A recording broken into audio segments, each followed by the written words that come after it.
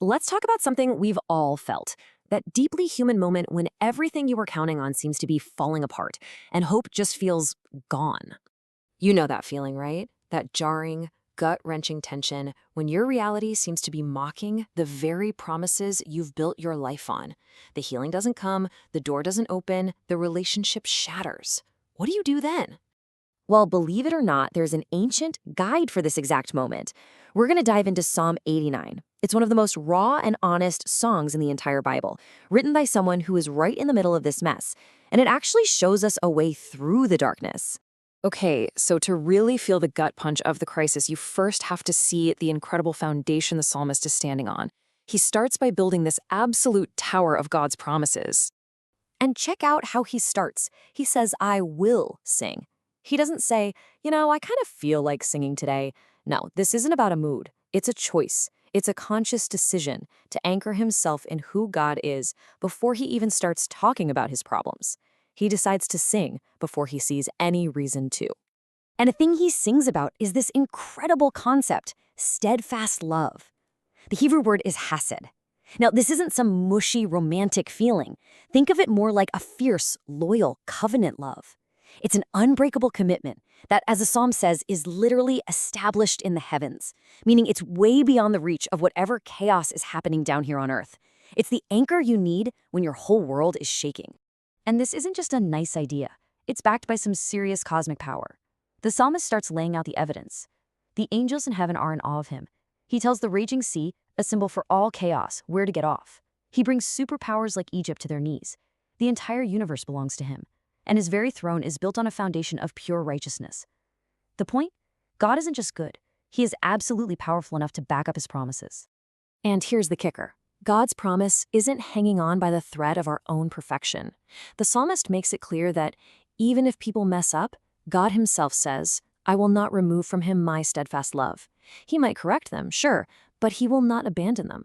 He literally says, I will not lie. That's the rock-solid foundation this whole song is built on. So you have this incredible tower of confidence, this unshakable conviction, and then it all slams into a wall of brutal, undeniable reality. And here it is, these two words, but now. This is the moment of emotional whiplash in the psalm. Everything changes. The music stops, the triumphant song becomes a heartbreaking cry. And the contrast is just brutal.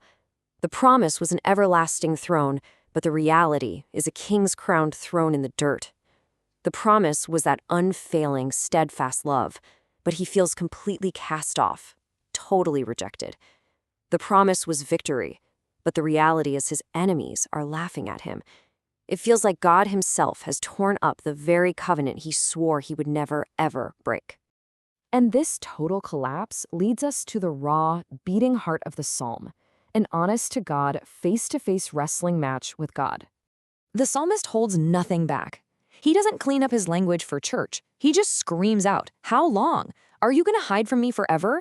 This is the voice of someone who still believes God is real, but he just can't find him anywhere. It's the painful cry that comes from the gap between what you believe and what you see. And this is so, so important. This kind of raw, unfiltered questioning is not unbelief. It's the sound of a faith that has been deeply wounded. See, he's wrestling with God. He's not walking away from God. He's refusing to let go even when absolutely nothing makes sense. So how does this end? You might expect a sudden miracle, an easy answer, but it's nothing like that. It ends with something way more powerful. It ends with a defiant choice. This right here is the core message of this entire psalm. It's easy to believe God is faithful when the sun is shining and everything is going your way. But real, gritty faith is forged in the fire, when every single piece of evidence is screaming that the promise is dead. That is when believing becomes an act of pure, defiant hope. And get this, nothing about his situation changes. The crown is still in the dust, his questions are still hanging there in the air, unanswered. But his posture changes. He shifts from wrestling and demanding to worshiping. He chooses to trust God's character over his own circumstances. And, if you zoom out, you can see this exact pattern play out in the biggest way possible.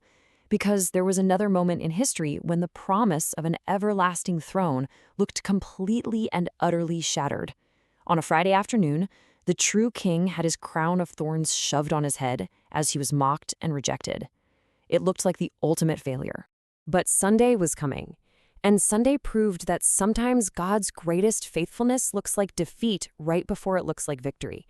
The resurrection was God shouting to the universe that the promise was never broken. It was just being fulfilled in a way that nobody saw coming.